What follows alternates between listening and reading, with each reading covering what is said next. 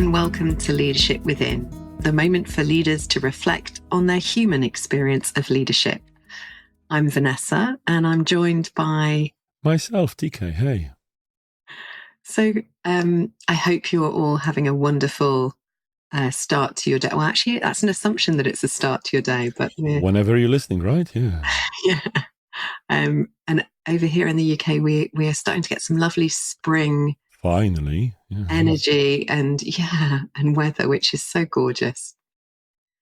It is, and it definitely helps to maybe have a bit of a positive mindset and to reflect, which we are probably going to do today. So what are we talking about, Vanessa? Yeah. I'm quite keen to know. So I would love to talk about the topic of silence, which sounds like a very strange thing to talk about in leadership. But if I was to say, I think the topic is, what do we do as leaders when the room goes quiet and silence prevails? Oh, exciting, because it can happen in so many situations. But why is this topic pertinent for you now? Is there a story to tell? Yeah, there is. So I have part of my work is doing some women's development workshops. And so these are, managers, leaders in organizations, and they're exploring, their empowerment, their voice, their presence, and whatever it is that they want for their leadership. Mm-hmm. And this particular group I'd worked with once over 2 days, and then they worked with someone different, and then they were coming back to work with me and another co-lead. So there's two of us, and I noticed that the group were really quiet, and it was well, I felt a little bit of awkwardness, which is probably quite old for me. But sometimes when things go quiet, I can kind of, I'm curious, like what's in the quiet. And so it wasn't bad, it was just, what I was noticing was that it was making us as facilitators talk more. And so, I was kind of curious, like, okay, what are we doing that's then almost exacerbating the silence? So it just got me thinking on a broader level, what do we do as leaders when we don't understand what's going on in the room? Oh, that's a brilliant question, because again, maybe there's an assumption that we need to understand, right? So it's interesting that I think the role model or the social concept of leader is someone that is taking charge of the room, that understands it. And if, as humans, we don't, the challenge is, how do we find out? How do we manage ourselves? So first of all, I think the interesting thing is not what's happening in the room, but we first need to figure out as leaders, at least, or facilitators, which is also a type of a leader, I guess, of a session or a coach, what is happening within us when this silence prevails, when the room gets silent, or, there's less conversations, activity, but actually silence. Yeah. So how do we deal with that? How do we ground ourselves? That's the question I'm asking, because for me, it's also quite difficult. I love this. So, and it's really interesting because my co-lead, I asked, she noticed the silence too.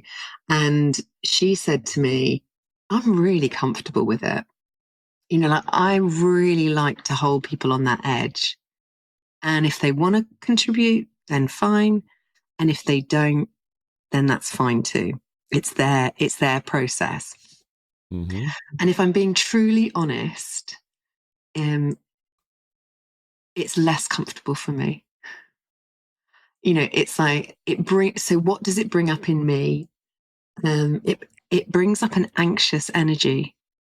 And that has got me really thinking about, where am I hustling? Where are kind of old attachment issues showing up in the work that I'm doing? And I remember it really well from when I did my MCC journey Mm-hmm. for the coaching exams. It was the biggest thing that I had to do was hold space and Yeah. not be the first one to talk. And yet here I find myself in that situation of like, oh wow, in a group setting, something's getting activated in me that is making me want to understand the silence. You know, what kind of silence is it? Um, so yeah, that's Because honest as I can be. and it's quite similar for me because subconsciously I treat it as a non-standard bad situation. Like something's happening that I don't understand, and I should. And I think the it just makes me feel like I'm not in control, or it is my job as a Interesting. facilitator, as a leader, to be in some sort of a control for the session. I know there's obviously not my agenda and it's a workshop, but at the end of the day, um, I just always have it at the back of my mind that I'm being evaluated, one Mm, form or another, on my performance on this particular thing. Whether with, I do, either interim leadership activities or I'm a coach or a facilitator. So this non-standard situation, this awkwardness, because in many situations the silence is treated as being awkward, reflects bad on me in my own narrative. I wish I could flip it. I wish I could say, wow, I've made them go silent. If I could only try to do that. oh, it's so interesting, isn't it? Because you make me think of Nancy Klein's book about a time Mm. to think, and just this idea that in the silence we can actually do proper thinking. But often, you know, our meetings aren't truly thinking places, and it's so interesting because you're making me think about that hustle that we Hmm. have when we've got an evaluation coming. You know, like how do I have to perform like in order to hit those high numbers? And that's such an unhelpful place to be, I think, when doing our work. It's interesting because I don't know if I entirely. Okay, so I theoretically agree that the anxiety that we get from constantly thinking about being evaluated is not productive. For me, definitely. But on the other hand, losing, especially if you're independent, losing your eye from the ball, not thinking about the outcome or what will happen after the workshop. Are you going to get more work? Is there an outcome? Is there value that people are getting from the workshop? I don't believe is productive, and I speak from experience. What I will say though is I'm glad that you've mentioned Nancy. Remembering my time with her and what's happening in the silence, because the components of the thinking environment, as important as they are, boil down to, if our wonderful readers are probably linked, our wonderful listeners, I link the book in the podcast description. It's all about attention, right? There can be something else in the room beyond sound, which can be this undivided thinking space of attention. Now, that's a great tool, I think. Can you say some more about that for us? Yes. So essentially, and this is quite cool, right? So if you're listening to us and you might not know that actually, compared to a lot of podcasts, we're recording this one of video. So we're not looking at each other, myself and Vanessa. And this is because we want to have the same experience you have to pay attention to each other, to each word, without an addition of, level of communication. Now, if you have it the opposite, if you only have the the sight of someone, if you only see the people, you can, through your own, it's not spiritual, but it's actually looking at people in a way that you give them respect and attention. And I think the way Nancy does that is obviously incredible with her experience. But what she said, I don't remember if she said it like in the experience I was a part with her or in her book, what she does when it comes to sessions on audio. in her new book, there's a chapter about sessions on video. But what she, I think, said, and I think she said it in our group, is she only does audio on the phone, and she has a picture of a person and she looks at the picture with attention. I believe that if people see the thinking attention we give them, even with our eyes, and smile, and we really show it, it encourages thinking, even in silence. So that can be a wonderful opportunity to create something even without talking. Mm. You're making me think of when I did a leadership, CTI's leadership thing, and they have a whole part of their retreat is about being with silence, and so you kind of arrive in this place, and you're really excited to see everybody, and they go, right, give us your phones, give us your you know your watches, we're now going into silence. You're like, what? But actually, what I Depends, found, right? Yeah. yeah, so what I found was that when people stopped talking to me, everything was clearer. I could see them more clearly. I could sense them more clearly. But often the words people say confuse me. And do you know what? I have this a lot actually. So when we came on this call, I just said to you, or I'd just been to the gym and someone had come up to me, and I walked away from the conversation feeling discombobulated.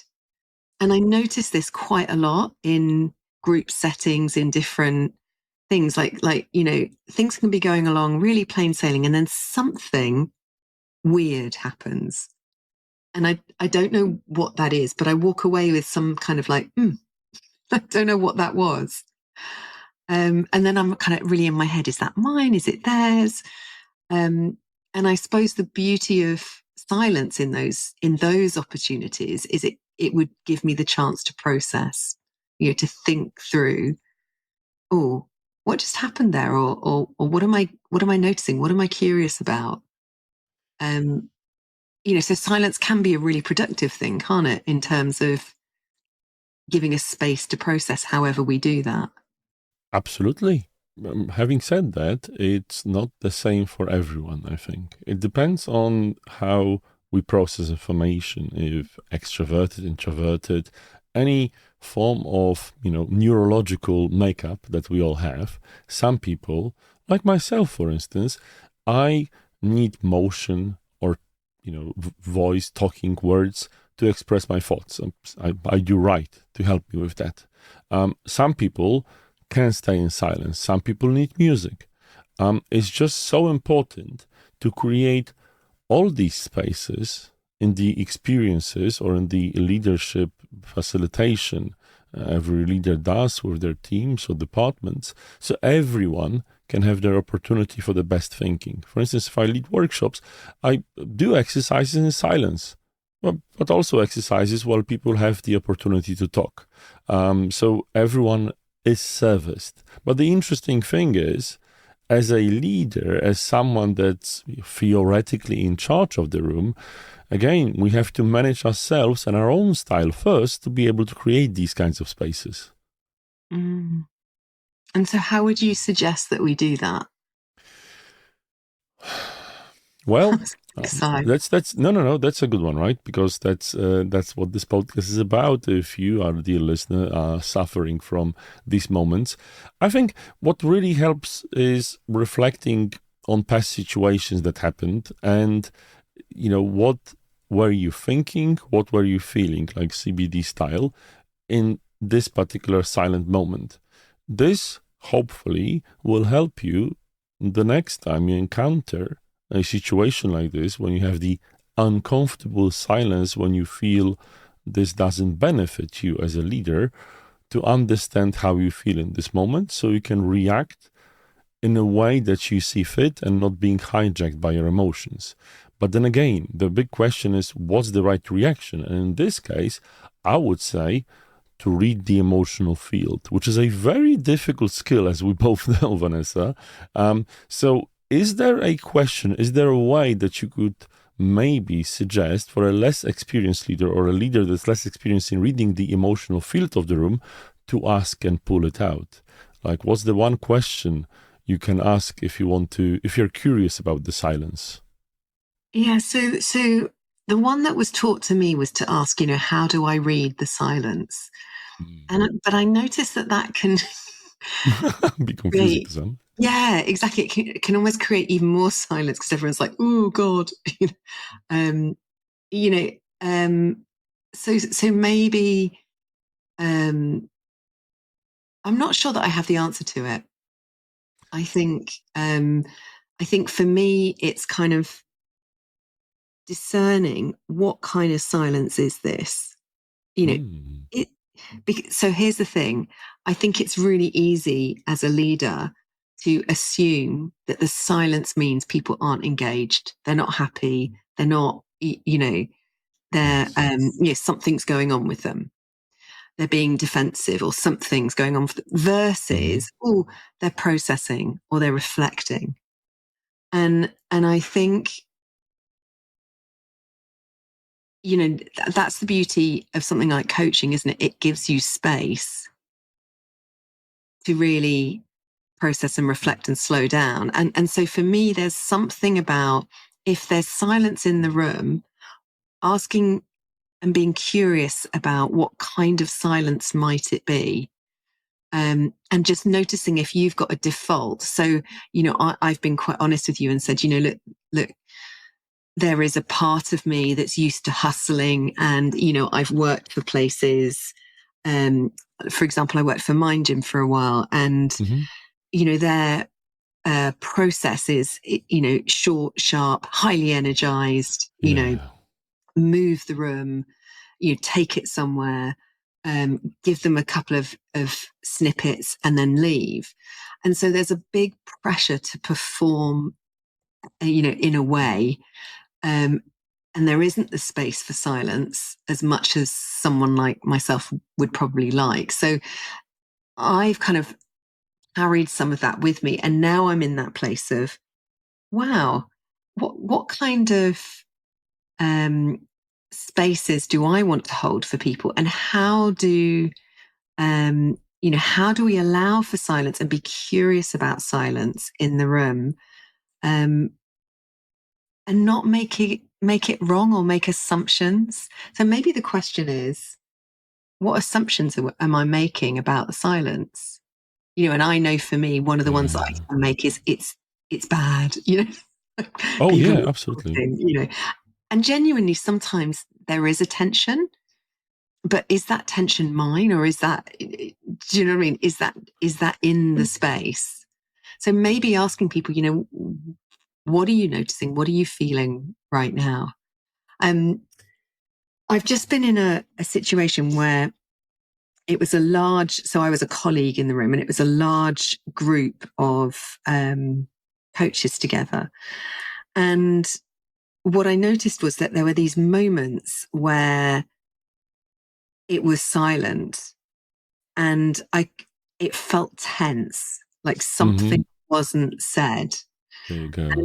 And so maybe in that situation, and the trouble is, I think with coaches, we can all go to, "Ooh, what's not being said here?" But Mm. actually, I think for me, what I've noticed is to own my own I statement in that situation. So I'm feeling tense. What's everyone else feeling here? To get kind of a read of the emotional flavor in the room.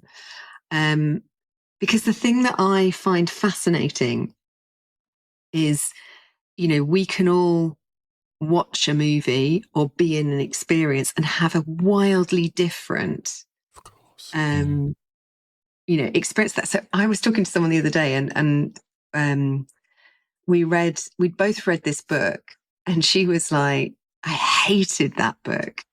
And I was like, oh, I really loved that book.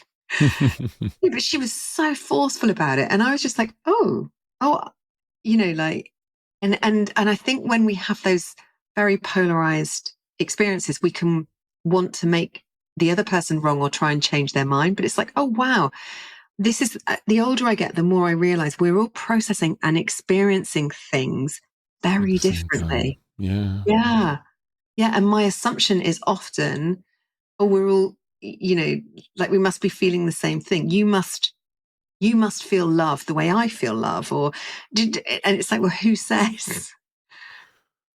No one does, and we don't really know because we only have ourselves. Thankfully, if you have the time to step out of social media and other mind-numbing activities, literature or art can expose us to how different people process these emotions, which is such a wonderful world that people rarely have time nowadays, especially younger ones. But the old man rant aside, going back to the silence, what I'm reflecting on as you spoke about this story is possibly what practical things can I help leaders or coaches, facilitators in these situations. And I think when there's silence, what I can, even if you don't feel yourself that equipped to deal with it, is just to acknowledge it and say, "Oh, I'm noticing today that there's quite a bit of silence," and I wanted to raise it because that's great. I'm hoping that you're reflecting or you're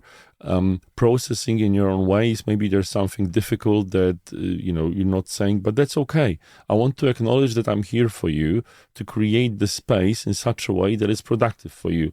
I myself not a huge fan of silence, but that's okay. I'll make it so it's effective for you. Now, acknowledging that like this, I think shows vulnerability, one, but maybe acknowledges the fact that, hey, it's okay. It's okay to be silent. And even if I feel a bit anxious about it, I'm not an expert on it, I'm here for you if you need to be silent for a moment. I love that. And I think it gives permission for, Mm, those of us that are more introverted to, um, you know, to, to ask for what we need. I think inviting silence in intentionally is is part of our leadership, isn't it? To expect it, to create space for it, to name it, to check in, all those things. I think those are all really great qualities of leaders. And I think the challenge is, the the dominant way is often think aloud, talk, move fast, um, and I think it then marginalizes silence. mm. And it's our job to get these voices out, the voices of silence, right? And that's it's interesting. What techniques can we use? Or that's it's a big thing in facilitation and leadership to make sure that everyone has a voice, even if someone doesn't like to use it. So, what do you do to bring it out, Vanessa? Well, something I did at the end of this of yesterday's facilitation.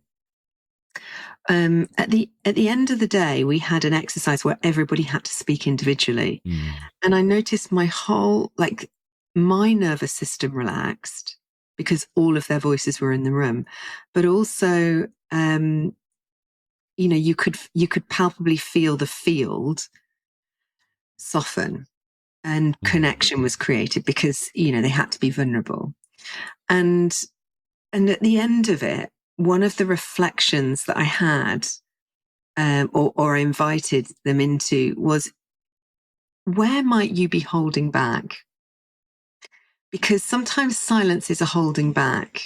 Now, I'm not assuming that everyone's holding back, but what I tried to do was to point to the field and say, wow, what do you notice how it feels different now, having had this exercise? And everyone could feel it, and then say, well, like, I notice I feel relief because I know where everybody is. It's like there's a presence here that wasn't here before. Now, okay, the words um contribute to that, but actually the energy of someone just really being present, really listening to other people, smiling, interacting, giving feedback or whatever, was beautiful. And so, mm, for me, part of this is how do we, bring our presence even without the words? How do we show that we are, and maybe we don't have to show it, but how do we bring that as humans to Hmm. the work that we do? Yeah, and I think what I'm doing is I'm using more channels than just words. Sometimes Right. there's movement, gestures, um, writing, drawing. Some of that can also be done remotely. That is moving stuff on a virtual board like Miro and such, like putting stickers on that express emotions or putting emoji. Um, there's so many channels that we can use. Talking is one of them, and of course, if you're in a room, you have some available. If you're online, you have others available. Take stock as what's available and vary the channels so people can play with it. It's an amazing thing, for instance, the Lego Serious Play, how it combines the expression through Lego bricks and storytelling. Um, what I also do is when I do, for instance, breakouts or smaller groups in person, I always say that I'd like to hear from every group, but feel free to appoint a spokesperson, the person that feels like they want to talk. Not everyone has to talk, so that might be helpful. So these are some tips and tools I use to help with that. And just I'm just wondering if it's helpful to because you're giving examples, but I think there's an assumption that we know what channels means. Ah, yes, yes. So channels. So the ways we communicate, the ways we express ourselves. You're hearing us for our words, but a channel can sometimes be, as I said, a gesture, a movement, facial expression. There's another channel you communicate with. Not to mention writing, drawing, or assembling bricks of Lego, or moving icons on the screen are all channels of expression that people communicate with each other or express themselves in different ways. Don't just focus on one. I think this really helps people to express themselves differently. Yeah, so I'm kinesthetic, and that's like, so how would you, for someone that's kinesthetic, encourage that? Gestures. Depending Okay. on if in person or remotely, um, it's also important that to understand the culture around touch in a group that you're in. Not everyone's comfortable with everything, and it's important to establish these boundaries and understand that. That said, I think often what I try to do in certain circumstances is okay, you create a group. I want you to find a name for your group and a totem. So, for instance, a metaphor, it can be an animal, a fictional character, or a place, mineral, whatever it is, and a gesture that best represents your group, right? If you think about all Mm. these, there's multiple channels that the group uses to do that. And I can say, look, right, if you want more than a gesture, you can create a dance move, but I wanted to, possibly to take it slow and don't go overboard. If not everyone's kinesthetic, I'm not that much myself. I love that. So I love the thought that you put in and the intentionality that you're putting into the work that you're doing. And I think the invitation here is, for us as leaders in the workplace to not just think necessarily about the what, but the Mm. how. How are we going to make our meetings um, really great thinking spaces? How are we going to use different modalities, different ways of processing, you know, rather than just doing what we always do, which, to me, I still see it a lot where, here's an agenda, here's what we're going to cover. We become formulaic. We are, because that's what people expect. And that's the thing, right? We don't want to step out of the box too much because every strangeness is being looked upon with possible suspicion, right? It's easy to fit the mold, easy to be accepted for it, not that easy to go against the grain and swim against the current. But then again, if you're a leader, sometimes you have to. I love that because, like, so for example, when you said gestures, I know it was a really big edge for me. So even though I'm kinesthetic, Hmm. if we were saying to people, what might be one of the ways that you communicate that's perhaps less helpful, and we were doing Gottman stuff or whatever, and they were saying, Yeah. oh, blame, to then say, right, okay, come on, let's stand up and let's experience, like, what is, if there was a gesture, what does blame look like? And everyone kind of gets up and they point their finger or they're like, rah. And it's so great. But I remember that being such an edge for me to hold that space in my journey. I really had to cross that and just kind of go, this isn't ridiculous, because the norm is, let's sit down and analyze it.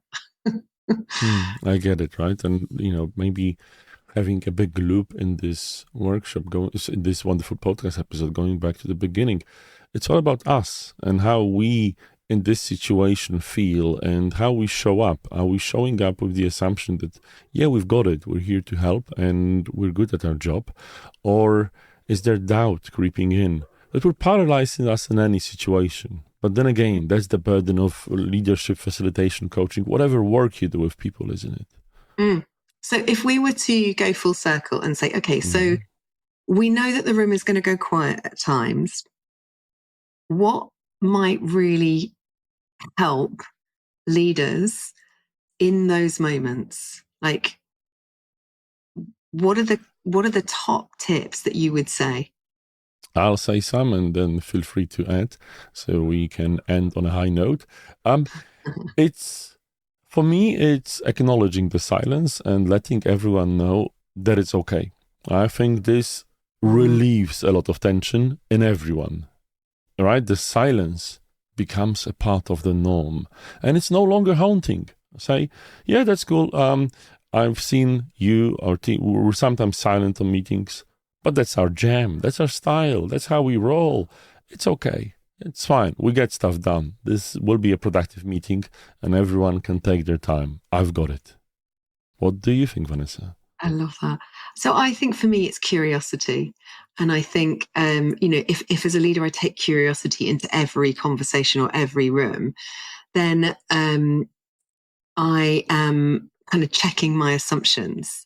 And so if I can anticipate, actually, Mm. silence is great. We need more of it. Then I'm going to show up with much more openness and curiosity rather than, oh, there's something wrong because it's all gone quiet. So that for me is a really big one. It is. And I hope that our listeners are able to do that. Let us know in the podcast comments on Substack. Reach out to us. And I guess, as always, there is another episode in 2 weeks. So we hope that you've enjoyed this one. Thank you.